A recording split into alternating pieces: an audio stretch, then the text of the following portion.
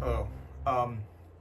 Today I want to discuss something very important to me, a subject that's helped me through a lot of bad times, and I'm hoping that something like this can help other people and maybe young people in school. I'm hoping that these are subjects that could be more pressed in school, and I'm talking about psychology, philosophy, neurology too, but I'm going to talk about specifically, mostly psychology. So I want to discuss a couple things and leading up to what I believe should be some things that all humans should take control over, and that's your mind, and also discovering more about it, how you work, how you function. And this is going to be, it's also about your body too, paying attention to your existence every day. Like if you have a bad day, why was it? Learning how to reflect. Doing things through trial and error. Experiment on yourself. You're a very unique thing, animal that you can experiment on. You're like your walking lab. And you just got to get that mindset to pay attention to every little detail about your body and mind.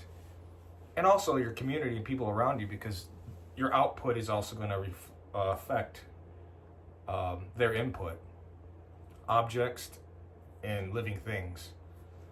And so if you think in that way, and simplify it, things become a little more easier to analyze. You can even start your own language, because I know a lot of subjects like philosophy, psychology, neurology, phenomenology, ontology, and religion even are hard subjects to grasp, and it's just the vocabulary thing. I always tell people that a lot of people, I think, are fighting or disagreeing over the same things. They just don't understand each other. Like in the United States or in the West, we all know English, but we all use it differently. There's vernaculars for each subject in the world. Like in medicine, people have their own language, and in art, people have their own language. In music, people have their own language, and so on. And so it's up to us to feel like, how do you open up to that and speak to each other and understand each other? And, my approach was psychology because, when I popped out into the world, I think I was about 4 years old, 4 or 3.5, when I remembered my first memories. My first memory was I was on an operating table as a kid at 4 years old. I'm pretty sure I was 4. And I remember the doctor's putting a gas mask on me. I had a hernia at 4 years old, apparently. I don't remember the pain leading up to that, but apparently they needed to do some very minor surgery. And so I think because it was like a traumatic thing for me, I was always wondering, what is going on? What is this space in front of me? These beings, and then there's me, and I'm little, and there's these huge adults always telling me what to do. And I always had this sense I came from somewhere else and just popped into this world. And as I got through life, I was just playing all the time. As kids do, they play, they experiment, because they're trying to figure out the world as best they can. And then in ways to talk to other beings or humans or animals, whatever, we got to develop a language. And so you learn how to say words that your parents say to communicate things. You point at stuff and you say that, what's this? And you start saying names, and you develop phrases and sentences and in paragraphs, and you can conversate about your day, for example. But as far as I can remember, I don't remember understanding what I was saying. They're just sounds, and I knew they got me something, like food, I'm hungry, and I would get food. But it wasn't until maybe about 5 years old, I wanted to know more about reality. My mom, around that age, I don't know why my mom did this, but I always asked her where my grandfather was on my dad's side. On my mother's side, he was around, but on my dad's side, I never met him. And she said that, well, he killed himself, and I didn't know what that meant. And then she told me that he took his own life because he was running away from the German government. He was embezzling money. Apparently he was an architect in Europe, in Poland, and somehow he was connected to the Germans. I don't know the exact story, but and then I guess when they came to the door, he escaped and he killed himself somewhere. I don't know if it was in the house or in a field. But my remaining family was on the run. They ended up coming to America, I believe it was in the 70s, or in the late 60s. The story's not very clear because I haven't talked to my side of the family about this too much, just filtered through my mother. And so I was like, how fascinating is that? Why would you do that? And I never understood the connection of why a person would want to end their life so early when they have a family. But starting to realize different countries, different cultures, they have their own, they have their own way of life, and there's a lot of stresses and there's and issues that a person has inside their head. And that's when I started to realize there's something in here going on too, opposed out there in a way. There's definitely an internal world going on in your head all the time. You're always scanning outside, but you're always making decisions inside. And there's these moods that you go through depending on how you interact with something or how something affects you. And that fascinated me. I didn't know what these things were, but I knew that there was a name for these subjects and this way of thinking. And so, I would read things here and there, read a little bit of Freud, and it didn't really appeal to me because I felt like it didn't speak to me. Freud didn't talk about like archetypes as much as Carl Jung did, for example. But Carl Jung I didn't find out till a long time after. But it just didn't appeal to me. And so I started to just almost come up with my own vocabulary and own feel for the world. And but I could never explain it to people or give like a speech on anything, like what I'm going through, because I didn't have the vernacular. And so all I did was draw. I would draw things, I would draw dreams and look at them and analyze them and wondering what they meant. And as a kid, I had a lot of, it's around 5 or 6, I had a lot of dreams about giant monsters, coming through by our house, and I was this little person and they're coming after me. And I soon realized that was about the fear of growing up, because I saw how many adults were miserable. I'm like, I don't want to grow up to be miserable. How could I figure out how to not be miserable when I grow up? I just want to draw and paint my whole life. I want to be able to express myself and be free. I didn't want an authority figure ever telling me what to do, and because why should I be told what to do if I didn't feel like doing it? So I was very much a rebel at the beginning of my life and didn't see eye to eye with authority or teachers or anything like that. I was always my own leader. And so, but I think also I was on this mission to kind of figure out what life was for myself, not for anyone else. It wasn't like I want to find the Holy Grail and give it to everyone and this is how it is. I mean, partly, I guess, we all do that when we're children. We want to save the world and that kind of thing, but it's not, what I think that perception is not saving the world. I think it's, you want to figure yourself out and save yourself. And that's what I believe this kind of transcendence and also individual thinking is that saving yourself from the clasps of ideologies and things you've learned in school. School is a place of telling you what to do, shut up, do your work, and there's no free thinking. But I'll go back to that later. How psychology came, I went to college and in high school I learned some psychology, read a lot of the general psychology books and child development. And so, but it wasn't like integrated deeply. I had my own thing and it felt like my own version of psychological analysis was more valid because it was like my own language. But again, I couldn't speak eloquently to someone about these terms or anything like that, so I just would like story tell, like I do this and this would happen, and I experimented with this and this happened. Artists always experiment with their mind and body and with people, and we dress up as characters. It's just to get in a frame, and in that frame we develop a world, in that whole world, we develop a vocabulary and learn something, and that was always fun for me. But as far as the first time I think psychology helped me a lot was when my girlfriend died in 2008.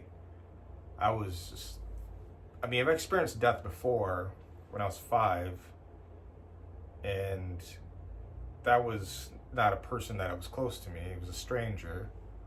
And then when I was 12 years old, I was in this program called Young Marines. It was basically like a program for, kids to do something for the summer and get some discipline. And our general died about, I think, a couple months into it. And so that was my first funeral. But again, these were kind of strangers. They weren't related to me or close to me intimately. But my girlfriend died back in 2008, and she was only 20 years old. And it was a shock to me. And I remember a flood of information coming from my soul back outward, and a panic too, along with anxiety and fear, was psychology. All those things you've learned, and then spiritual things like Buddhism came up. Those two things came up, Buddhism and psychology and psychological techniques and that kind of thing came up. And I learned that, if you have any kind of pain, you need to filter that out, either by talking to people, talk it out, share stories with common people that have been through the same things. And those things just came up right away. Like, I knew what to do, which was really cool, because all that reading I did beforehand helped bring about my solutions. I just had to do them. Because most people I didn't do any drugs or anything, or I wasn't drinking at all at that time. I was sober. I started drinking when I was 27, believe it or not, and I only drank once, and then didn't do it again until I met my girlfriend who died, but then I quit soon after. It was only maybe 6 months of drinking. And then when I moved, I was actually in San Francisco when she passed away. There were plans of her coming out there and we continue on. But so I was living in San Francisco at the time, and I wasn't drinking at all. I did nothing. I was trying to stay healthy, working out, and that was one thing that I was proud of myself about, is I didn't turn to anything except for art. And so I started this art project dedicated to her that I wanted to put together, and her mom and I collaborated on getting a whole gallery rented and food and that kind of thing, and I just did a bunch of art. But I worked like 100 hours on each piece that I did, large pieces, and there were smaller ones that weren't as long, but I probably spent 400 or 500 hours on these pieces, and they were large, 4.5 feet by almost 3 feet, some of them, 6 of those, and they were all like photography mixed with painting, mixed with digital art. And then there was small like Xerox watercolor paintings, so I'd watercolor something and then run it through Xerox. And they were kind of small, 8 by 10s, and I forgot I think I had like 10 of those. So it was a lot of work, it was research and stuff, and it just helped me burn through all that. And then once we had the show, I think it took me about 6, 7, 8 months to do all this. I probably was thinking about it for about a couple months beforehand, like planning it and doing that, but I'll just say it took me about a year, let's say. And that's all I did. I would go to work and then work on these things at work, because I didn't have a sufficient computer, so I would just stay after for like 4 or 5 hours and use their Xerox machine and use the computer and use Photoshop. And so that sort of thing, once I got to the art show and did my speech and showed the art and shared my feelings with other people, when I left, I felt better. It felt so good to relieve that weight off my shoulders. And if I didn't have all that knowledge that just came up to me, I probably would have done a lot of bad things. Who knows? Suicide myself, or possibly gone back to drinking. Who knows? But that was one thing I really enjoyed a lot, is just finding a positive way to get out of something. And another thing that happened, let's see, 4 years later, is my dad committed suicide in 2012. And that one hit me bad. But what was terrible is I had the flu that day. I got a call from my stepmom and my brother. And it was more like numb because I didn't believe it was real. I was in bed and it was dark, and I heard the phone and it picked it up and heard the news, and I'm like, man, not again. But the same thing happened. I got to do something. And I didn't do an art project or anything. I just went home and saw my family, and we did the whole funeral thing. Just got, because I was so sick and scrambled, and it was more about like, I want to better myself as a person once I get through this one. There's a history of suicide on my dad's side of the family. His brother tried to commit suicide after he used to be in the NFL, and so he did a lot of drugs and got hit in the head a lot. So he tried to kill himself when he was in his 30s, I think, or late 20s. So there's a history on that side, on the European side. There's always this dark, cathartic, visceral thing that was going on about that side of my family. There was some issues on that side, and so it wasn't like a big surprise, since he saw his father commit suicide when he was 5 years old. So it was normalized maybe for him because of what he was going through. He was involved. I guess he had some seizures, conscious seizures, and they didn't know what was wrong with him. And he'd go to the doctor, and they didn't know what he had exactly or what was going on. So they just kept experimenting on him. And he took a bunch of prescription medicine, Oxycontin, which is not good. It was one of the things they prescribed for him, and they told him he would never work again. And so he thought, when a person doesn't have agency, they get really depressed. You got to have family, community, agency, and hope, or faith of some sort, in order to keep sort of your brain chemistry together. I mean, your brain is like I always say, it's like an equalizer. If it's not all balanced, nature tries to make up for it in some way, and it could be a negative thing.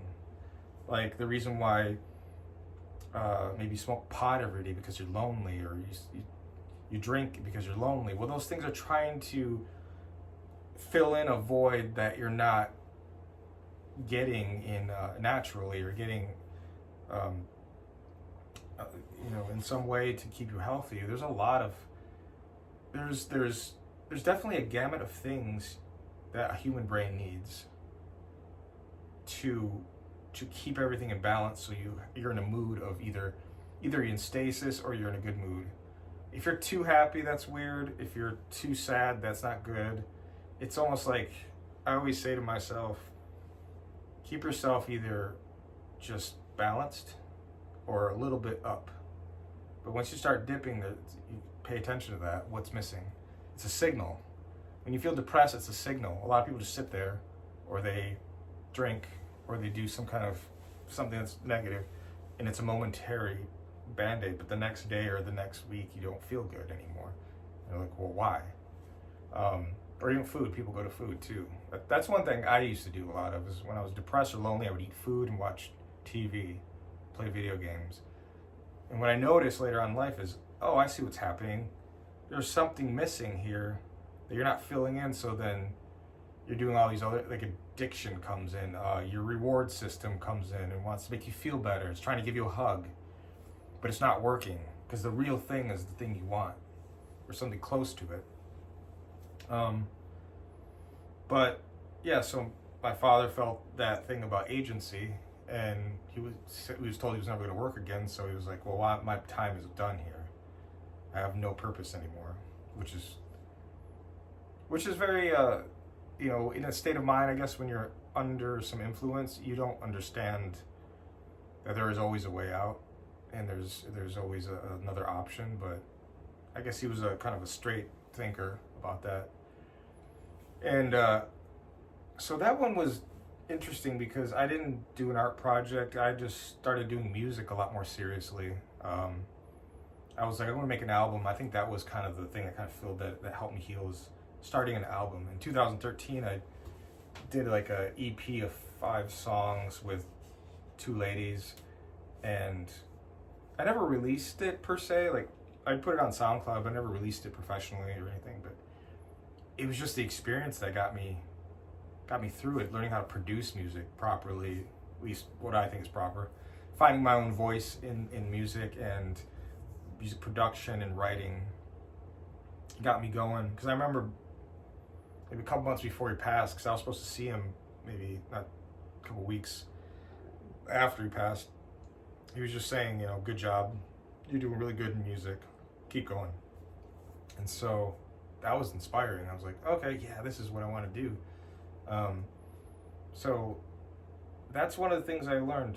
And I think a lot of young people today, well, not just young people, people my age and older who have just been miseducated, or their parents miseducated them, or they grew up in a super religious family or some kind of or ideology that the whole family adheres to, and that's the way it is, and then there's nothing outside that box.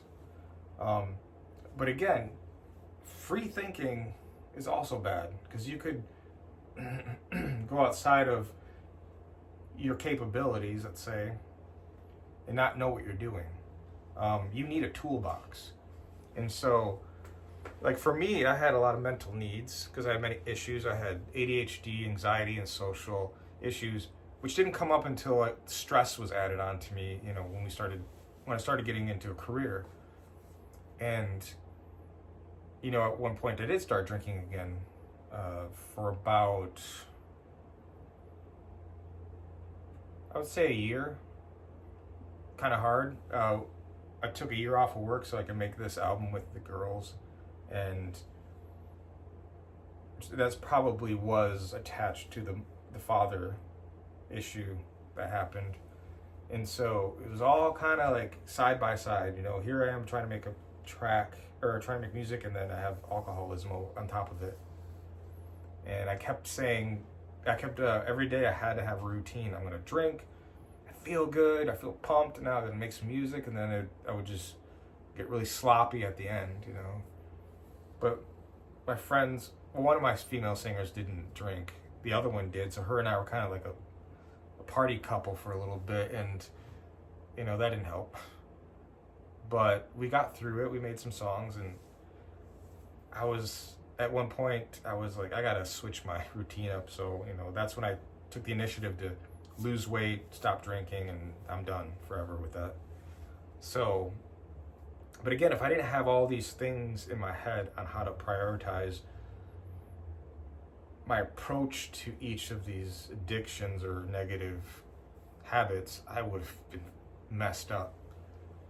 But again, like I said, younger folks, especially millennials, and in San Francisco, there's a big problem with drinking. The whole culture is drinking, and I feel like maybe when they're in their late 30s, early 40s, they're gonna have liver problems, or they're gonna have so many issues. And I was like, this is so bad, and the way it's normalized, like, hey, let's go out to drink, and every single place in San Francisco has a bar in it, or they have alcohol available.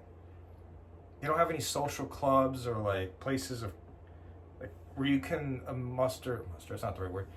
Where you can start cultivating culture, if you will, like a social club or a place where poets go and you watch poets do their poems or recite something, and the art shows are really like shallow, and it's because there's not a lot of space, so it's there's people with a lot of money or like not much money at all, so there isn't this like middle ground where it's just like enough to cultivate something. I know it's very hard, and there's a lot of groups like Burning Man. I mean, that's a whole exclusive thing, It's not really inclusive, and you can come at me all you want, but that's not like a healthy cultivating thing, I don't think. There's something deeper that we need to get back to, and then we have to look back into our ancestors and figure out why they did the things they do, and we didn't lose any of those habits. We're supposed to do some ritual things and social things and connecting to nature in some way, I'm not saying leave your job and go out and live wild. I'm saying there's got to be a hybrid of that. Remember where you come from, and why. And some of those things, when you look back into ancient civilizations and some of their routines and rituals and how they had their social structures, there are some that weren't good and tyrant driven, but the ones that were cooperative and did well and flourished in population are the ones you want to kind of look at. You look at the Egyptians, look at the Mesopotamians, and look at Native Americans, look at the South Americans, the Amazonians, your own bloodline. Look at the good examples of each and find out what patterns they all share and what they all talked about. They all had these systems of like higher beings and gods and our connection with the sun and earth.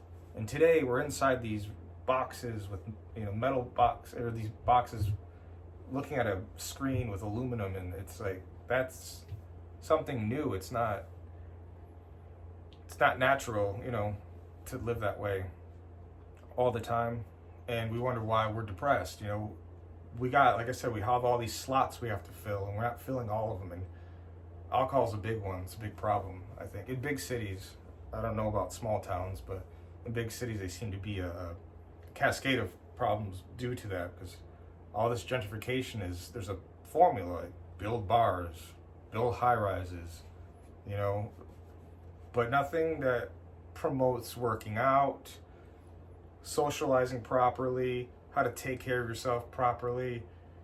I see a lot of people in San Francisco, they'll go to the Tahoe or whatever, and it's this shallow social. Not everyone. I'm sure it's not everyone. I want to make that clear. But it seems like it's just an excuse just to drink and party and not to actually connect with nature the proper way. And I don't think that they mean they don't know what they're doing. I think they just are not educated in how to approach that. Because I've had friends in their late 20s ask me the simplest things that I take for granted. Like how to cook something. Like I can barely cook, but I learned a lot of my cooking from college and my mom and my grandmother, and I've always done it, and I've experimented with it. I made it an art, because you make it an art, it makes it more interesting, and if you share your food, it makes it really interesting. Stuff like that, But anyway, I mean, the one thing I want to get to also is I think they need to teach this stuff in schools.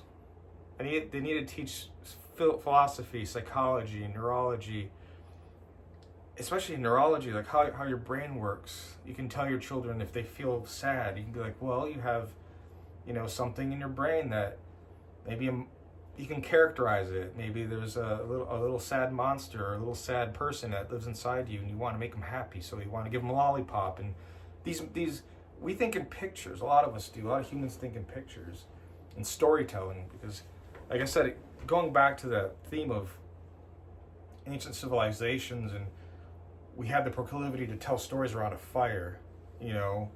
It's this information that we get from somewhere, it's from our DNA, and how to survive, how to hunt, how to farm, how to birth a child, how to pair with another person to create a child and create a family. It's all innate.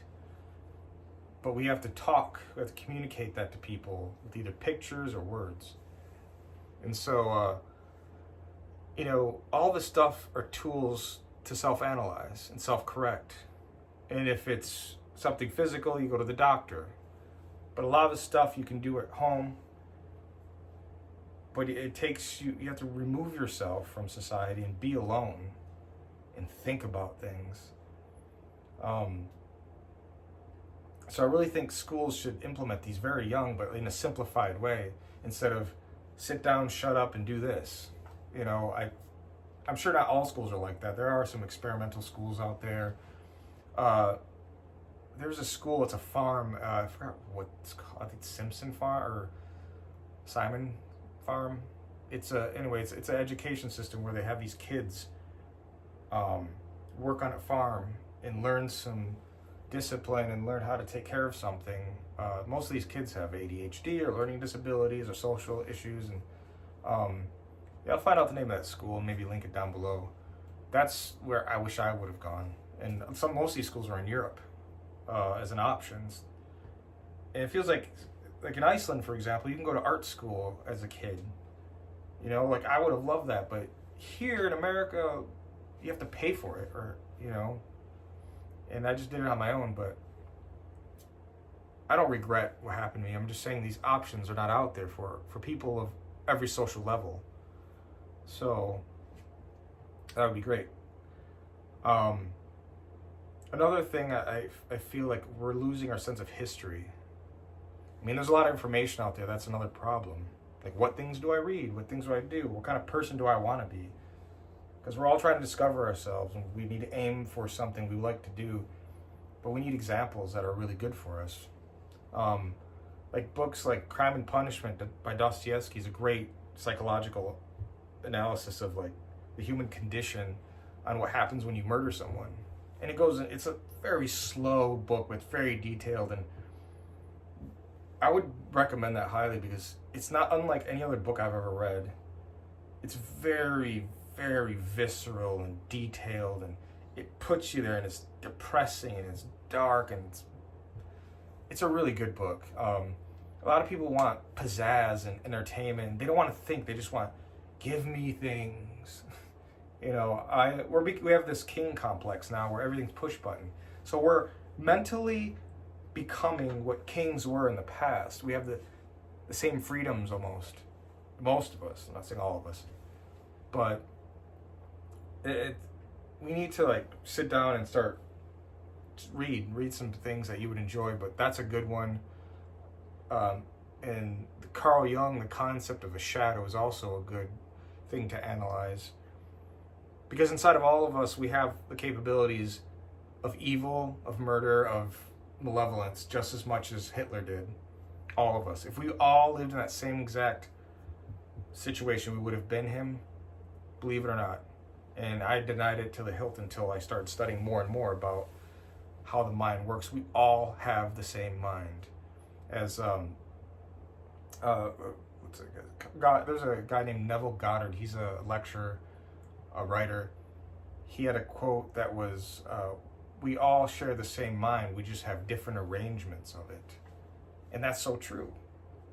And when you start to analyze other people and get their concepts of reality, then you share it too, or don't share it. We all have different needs. So I don't understand why people tell other people what to do about their diet. Like, you should be vegan, you should be this, because you don't know the other person. The other person can have allergies to vegetables and need to eat meat. And so we need to stop this ignorance about and hate with each other about who's right. No one's right, no one's wrong. There's no such concept of that at all. There's a path you take, and you do this or you do that to get to the goal you want. You have no right to tell anyone what to do unless you see them going in a bad path. And you can be like, hey, you should probably find a better path. But don't tell them exactly what that would be. That's why it's so odd to me what's going on today with people. There's so much psychological terror going on, if you will. Like, everyone's lost. I never thought I'd see the day where it looks like most people are insane. On TV, right? Or on the internet. But I really think it's a very low number. Like, under 10% of people are actually like that. It's just that's what the media shows, because that's what's going to sell.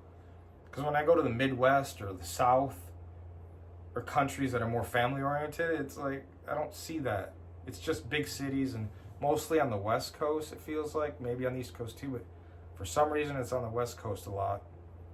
And in universities. But it's strange. I don't know. It's strange to me about people don't understand the concept of ego either. But like I said, it's not their fault. It's just like I don't understand certain things in physics, or I don't understand certain things in different languages, Arabic or whatever.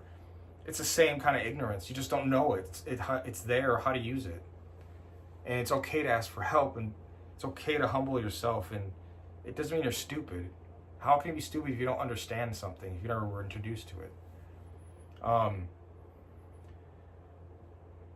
Let's see, another book I read by Benjamin Doane and Kenneth Livingston was, it's called The Limbic System. So this is how I got into neurology, because I really wanted to figure out some neurological health and figure out which part of the brain does what. Like, for example, limbic system is the area where you have your amygdala, which is where your emotions are. Your long-term memory is in the limbic system area. Hippocampus is there, and addictions and reward system are in there as well. Because I wanted to figure out things about the balance between addiction, rewards, and mood. It was a lot of things I was working on and studying. And so that book, very dry. Again, I would just bite the bullet and try to read it. Try to read books on that subject, on the brain, and how it works like in a machine, a biological machine in a way. When this does this, this does that. It affects this, it affects that. It's really cool how everything works like a clock in a way with gears. And then how it relates to psychology, how your physiology relates to your mood and your reality. You can build your own reality. That's why do you think a lot of people are delusional? Because there may be something mechanical wrong in there, maybe, which is true, which can happen. But a lot of issues can be overlooked for something that can be simple as a diet, like gluten or something, or carbs could affect your mind. You can have inflammation and that sort of thing. So those are things you could do before you go to the doctor and see if there's something mechanically wrong, is do some homework and experiment. So then you don't spend much money either, and then you learn something. So it's like a free education. You're like your own university. So that book was interesting because it talked about kindling, and this was during the time when they were experimenting with rats. They'd open their brain up, which there's no nerves, so you don't feel anything. And they would kindle them, which kindling means they just shock them with different quadrants of the brain, and then they would write down, when you shock this part, they hallucinate, or you shock this part, they get angry, they get enraged. Shock this part, they have a seizure. And this is how they would develop, psychiatric drugs, for instance, or figure out different neurological conditions. It's very interesting stuff. Like, when you read it, if you can start to understand and relate it to your life, then it becomes fun to read. But it was really dry. It took me a long time to read that book, probably a month.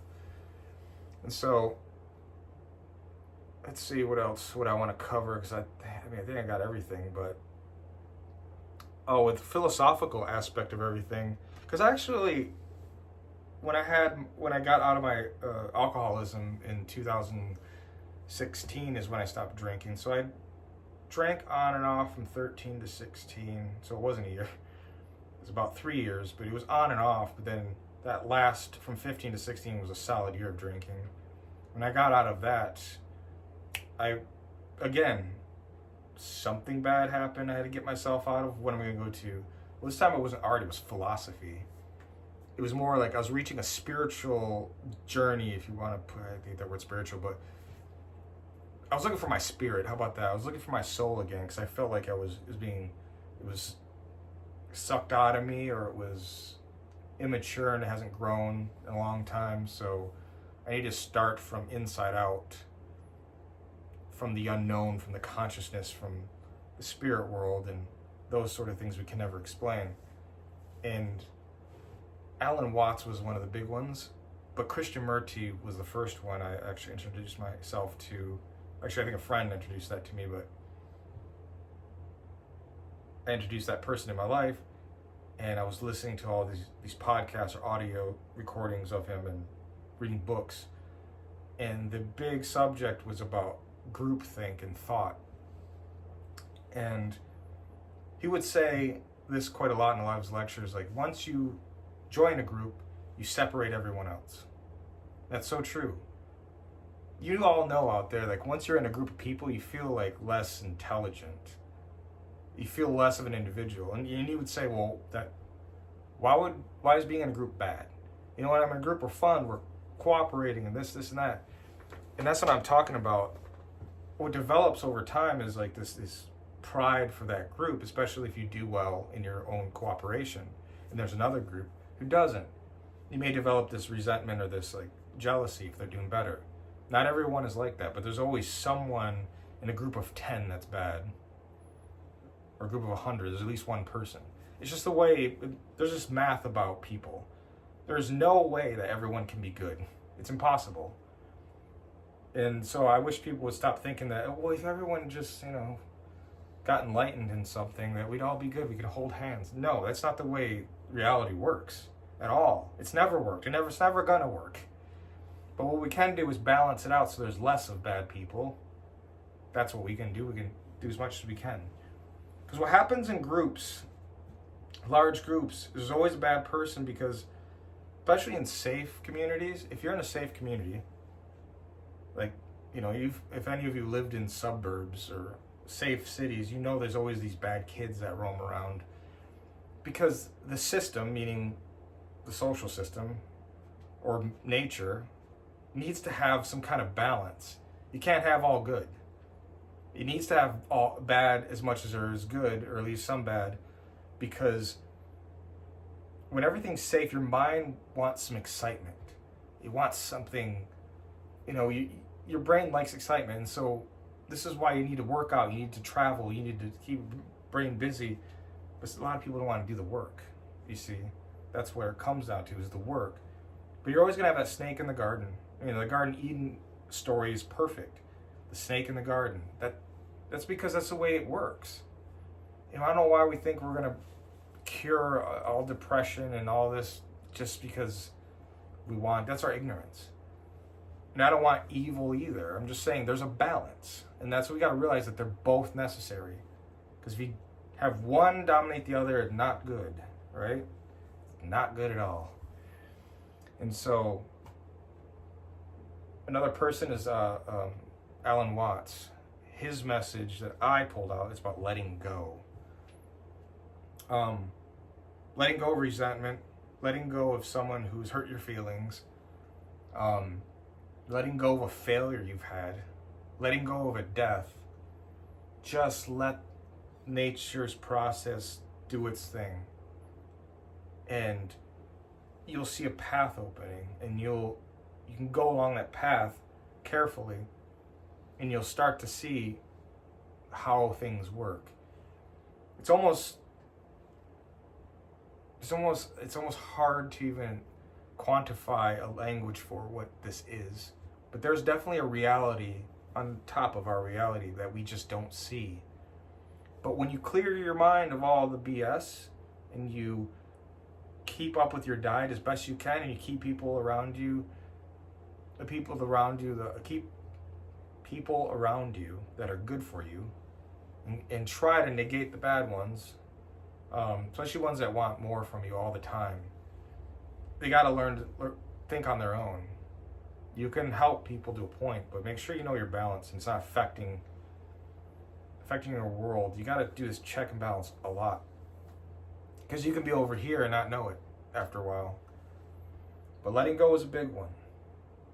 I'm not saying just do nothing. It's not what it is. That's why it's hard to, because the more you let go, the more things come back, it feels like. Especially if it's good. The more you give, the more it's such a true thing. And it's not about monetary thing.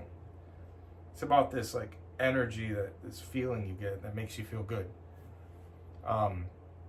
And another thing you can look into is Taoism and Zen. Those are great subjects. Look into all religions. Read all religions and don't judge anything. Who cares if you think something is silly? People think what you do is silly at one point. So just start putting patterns together. That's what our brains are really good at. Our brains are great at pattern recognition and problem solving. So I would advise everyone to strengthen those things up. And that's it for me.